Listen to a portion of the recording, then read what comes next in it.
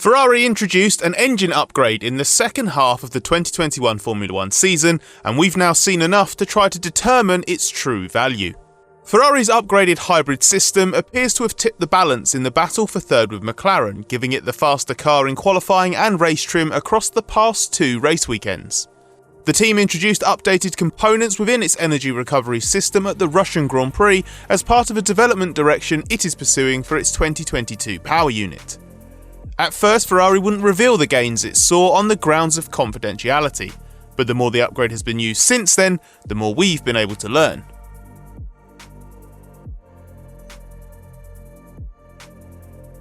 Ferrari's new hybrid system was introduced on Charles Leclerc's car for the Russian Grand Prix, with teammate Carlos Sainz taking it for the Turkish Grand Prix. While Ferrari has not disclosed the exact nature of its upgraded ERS package, one known change is to the energy store.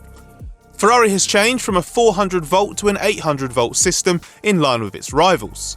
This is thanks to the improved energy density of the batteries and has multiple benefits. In peak power terms, Ferrari only reckons it's worth around 8 brake horsepower, but it allows the hybrid system to be run more efficiently with faster harvesting rates. That brings a small performance boost and crucially allows the electrical power to be deployed for longer, which brings benefits in qualifying and the race. It also allows Ferrari to run a less compromised downforce level setup-wise, which was a big limitation last season as it tried to offset its underpowered engine. There is also better temperature control, which means Ferrari can use the hybrid system more without hitting overheating problems.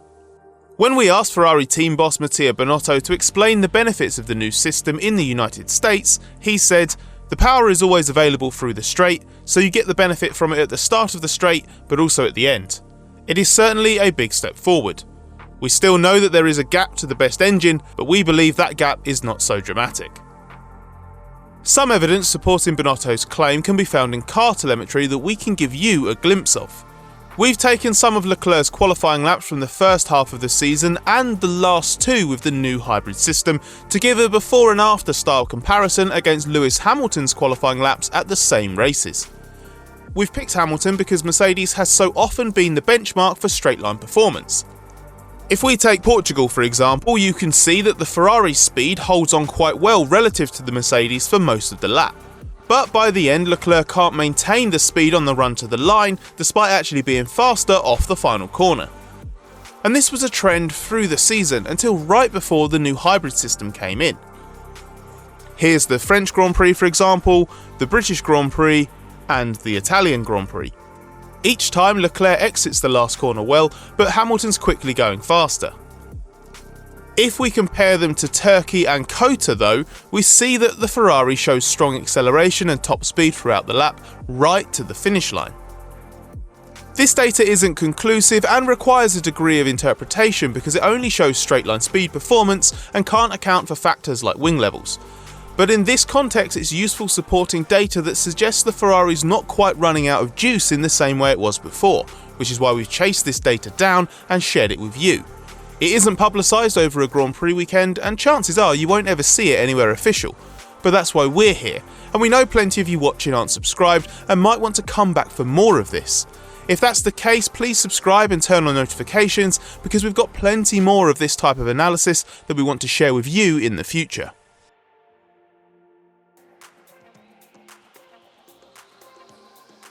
Though the new system was on Leclerc's car as he fought from the back of the grid in Russia, Turkey was the first time we got a decent look at what it could be worth.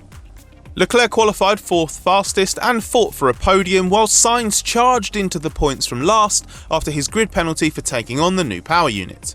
There were a few caveats as the Istanbul Park track did seem to play to Ferrari's strengths and didn't suit the car characteristics of its chief championship rival McLaren.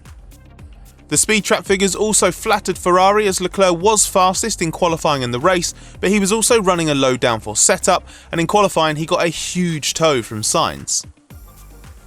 However, Ferrari does believe its new hybrid system played an important role in its performance in Turkey and gave the first hint of a tangible gain from it. Ferrari reckoned Leclerc would have been 2 positions further back on the grid without the new specification. Leclerc outqualified Pierre Gasly's AlphaTauri by 0.06 seconds and Fernando Alonso's Alpine by 0.212 seconds, indicating the benefit was as much as 2 tenths on full deployment at the Istanbul Park circuit. Because of the grid penalties that came with introducing the new specification across the two drivers in Russia and Turkey, the US Grand Prix was the first time both had the new system and started the race in a normal grid position. Leclerc and Sainz were 5th and 6th fastest in qualifying at COTA, then moved up one place each on the grid thanks to Valtteri Bottas's grid penalty. Leclerc was 2/10 faster than the lead McLaren of Daniel Ricciardo, although Lando Norris should arguably have been quicker but for underperforming in Q3. Ferrari's pace advantage was real though, and it was also there in the race, with Leclerc finishing almost 25 seconds clear of Ricciardo.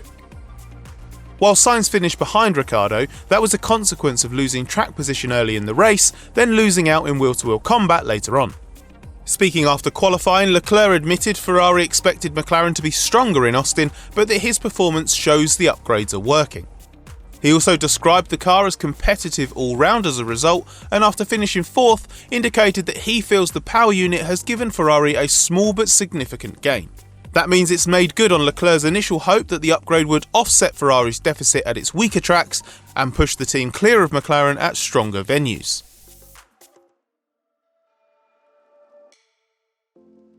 While the Mercedes power unit is still stronger, the upgrade has further mitigated a weakness for Ferrari in its battle with McLaren. Since introducing the upgrade, Ferrari has outscored McLaren 49-39 despite both its drivers serving a grid penalty during that 3-race spell. That has trimmed the gap in the Constructors' Championship to just 3.5 points, and the pendulum does appear to be swinging towards Ferrari. Ricciardo's verdict after the US Grand Prix was, "I don't want to be too pessimistic, but I think they've made that little step that has put them a nose in front on the majority of the circuits we'll go to. We might still find the odd circuit where we've got a bit more, but we'll have to work pretty hard to keep them at bay in the Constructors' Championship." On average this season, the pace of Ferrari and McLaren has been near identical in dry conditions. But that's based on the fastest pace of the weekend, usually in qualifying, and Ferrari has often been less competitive in race trim than in qualifying. This was especially the case early in the season, when McLaren and particularly Norris were overcoming qualifying deficits. In fact, so far, Ferrari's been quicker on 10 of the 17 weekends. Norris has often been keen to point out Ferrari's performance peaks all season, and he also believes the engine step has given Ferrari enough of a nudge forward to move it ahead of McLaren.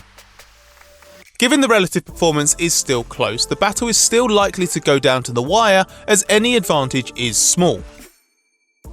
As Ricciardo showed by beating Sainz at Austin, the two teams are close enough that a McLaren can still stay ahead of a quicker Ferrari.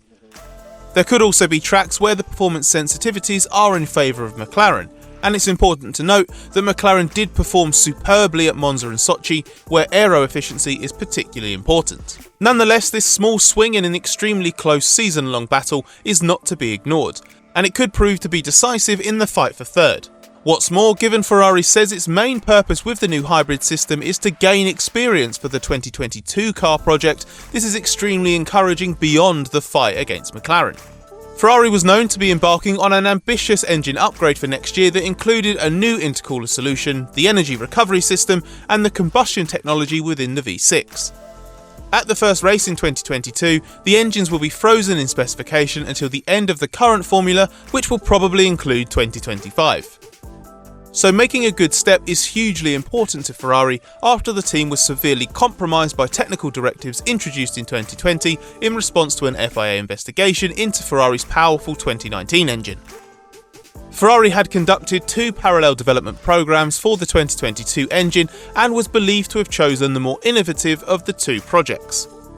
If the rest of the program proves as fruitful as the new hybrid system appears to be, then Ferrari seems well placed to eliminate any lingering power deficit next year. What do you make of Ferrari's progress? Have your say in the comments, give us a thumbs up if you like this video, and make sure you're subscribed and have notifications turned on to join us again for more videos in the future.